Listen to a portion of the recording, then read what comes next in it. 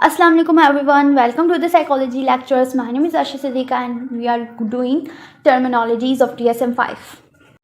Grandiosity होती है कि एक बंदा अपने आप को बहुत सुपीरियर फील कर रहा है, उसको लग रहा है भाई मैं तो सातवें आसमान में हूँ, अबव एवरीवन हूँ।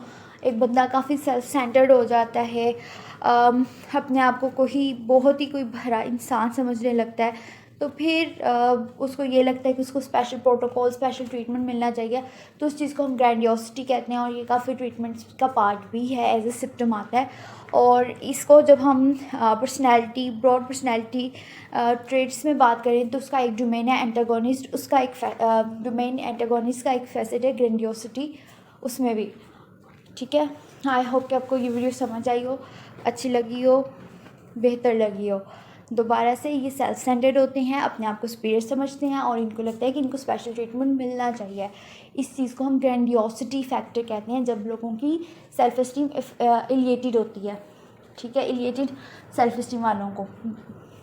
आई होप कि आपको वीडियो अच्छी लगी हो और सब्सक्राइब मस्ट है, सब्सक्राइब भी करिएगा, कमेंट भी करिएगा और अल्लाह।